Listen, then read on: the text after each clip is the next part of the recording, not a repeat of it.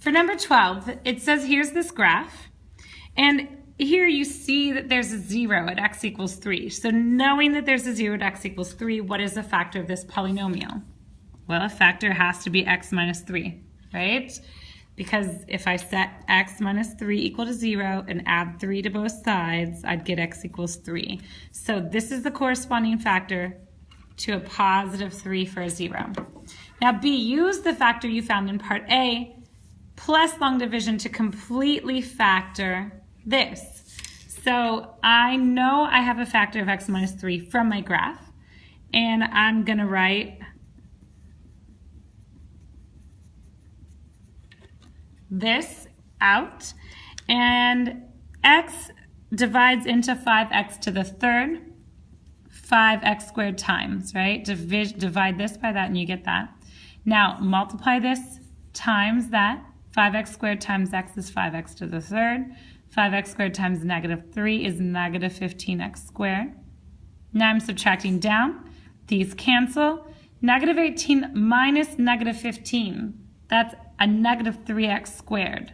Now remember, minusing a negative is the same thing as adding a positive. So negative 18 minus negative 15, negative 3, right? So negative 3x squared, then I bring these down, plus 12x minus 9. Okay, negative 3x squared divided by x is negative 3x.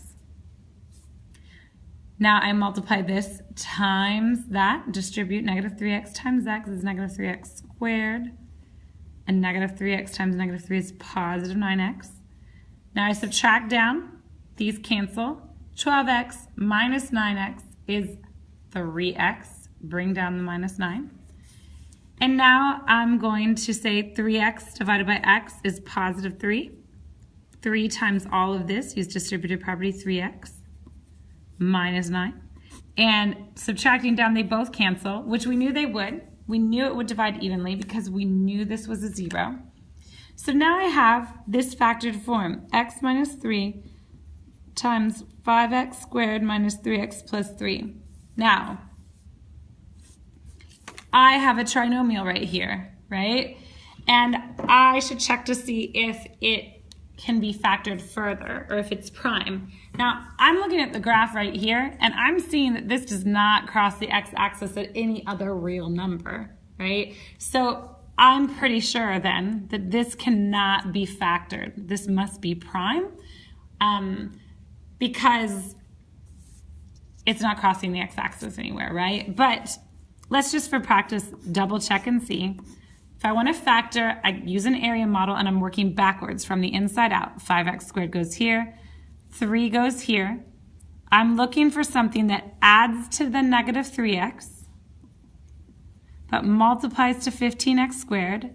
And I've done this more slowly on an earlier problem, so if you want, go back and look at number 8.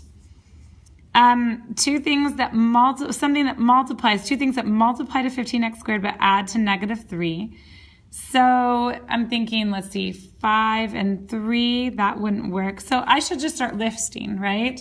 I'm going to try and go systematically. 15 divided by 1 is 15. So I already know I'm going to have to use a negative, right? So 15 divided by negative 1 is negative 15. So negative 1 and negative 15 are pairs that multiply to positive 15, but they do not add to negative 3. So 15 divided by negative 2, that's not going to work. I can just tell right off the bat, these two are not going to add to negative 3. 15 divided by negative 3. Negative 3 and negative 5 can multiply to positive 15, but they add to negative 8, not negative 3. 15 divided by negative 4, well, I know that's not going to work. 15 divided by negative 5. And now I'm back to I'm looping back around. So I'm kind of getting the same responses now, the same factor pairs. So I've exhausted all the possible pairs for 15, and none of them add to negative 3. So I now know that is prime for sure. There's two ways I knew that it was prime. One, this didn't cross the x-axis anywhere, so it couldn't have any other factors that produced real roots. But also, I tried the box and it didn't work. So this is completely factored form.